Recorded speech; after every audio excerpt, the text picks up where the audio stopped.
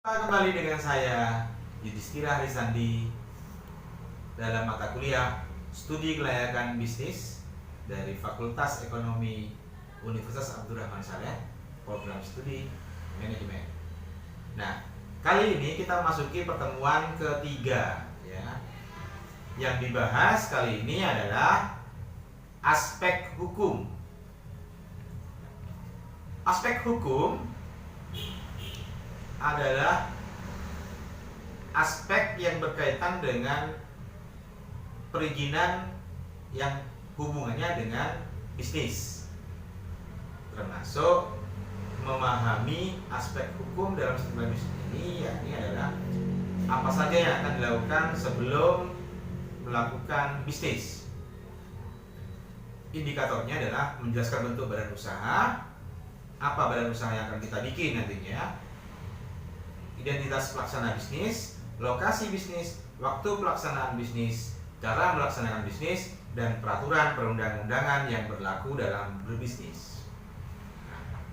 Bentuk badan usaha yang sering kita dengar atau sering dilihat dan ada, yakni adalah perusahaan perseorangan, firma, perserikatan komanditer yang sering dikenal dengan CV, PT yang juga sering dikenal dengan perseroan terbatas, serta yayasan dan berbentuk badan usaha koperasi. Identitas pelaksanaan bisnis meliputi adalah kewarganegaraan, informasi bank, keterlibatan pidana atau perdata seseorang tersebut, atau juga sampai berkaitan dengan hubungan keluarga. Identitas pelaksana bisnis biasanya sering kita mendengar bahwasanya perlu adanya kewarganegaraan. Maksudnya adalah hal ini diketahui karena berkaitan dengan prosedur pinjaman. Informasi bank perlu diketahui apakah anggota perusahaan itu memiliki debitur bank lainnya.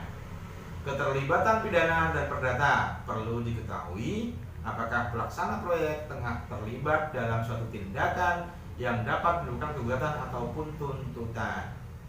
Hubungan keluarga, jika terdapat hubungan suami istri, keluarga sebagai individu yang terlibat dalam proyek tersebut, perlu diselidiki bagaimana kebijakan pengelolaan yang digunakan.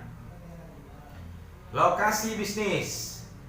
Lokasi bisnis yang akan dibangun tidak akan terlepas dari pengaruh-pengaruh yang dapat merugikan perusahaan jika tidak dipersiapkan dengan baik. Maka dari itu perlulah kita memahami status kepemilikan tanah dan juga harus jelas. Perencanaan wilayah, kita harus memahami bagaimana perencanaan wilayah itu dijalankan oleh pemerintahan tersebut. Berikutnya adalah status tanah. Status tanah tersebut harus memiliki kepemilikan yang jelas. Jenis bisnis. Bidang usaha, paling tidak bidang usaha dari proyek yang akan dibangun harus sesuai dengan anggaran dasar perusahaan atau telah sesuai dengan corporate philosophy-nya. Fasilitas, apabila proyek akan mendapatkan fasilitas tertentu, selidiki apakah pengurusannya telah diselesaikan secara sah atau tidak. Gangguan lingkungan, proyek yang akan dibuat perlu memperhatikan lingkungan sekitar tempat proyek berada. Pengupahan, proyek yang membutuhkan tenaga kerja dengan skill yang rendah biasanya tidak kesulitan memperolehnya dan mereka pun mau dibayar dengan sesuai dengan yang ada. Waktu pelaksanaan bisnis, dalam kaitannya dengan waktu pelaksanaan bisnis ini, tinjauan aspek hukum terhadap izin pelaksanaan proyek bisnis menjadi penting diteliti. Semua izin harus masih berlaku dan izin-izin yang belum dimiliki haruslah dilengkapi dengan terlebih dahulu. Khususnya contohnya ada izin prinsip. Cara pelaksanaan bisnis, misalnya perusahaan kekurangan modal untuk melakukan proyek, meminjam uang dari perorangan atau lembaga keuangan adalah beberapa alternatif untuk mengatasi kesulitan itu. Nah, jadi kalau kita sudah melakukan aspek hukum, maka kita juga akan menyadari bahwasanya syarat-syarat yang ditetapkan harus dipenuhi oleh pelaksana proyek itu sendiri. Terima kasih.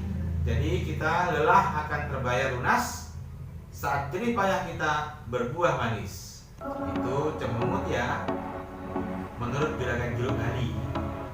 Demikian pertemuan kita kali ini. Wabillahi taufiq wal hidayah.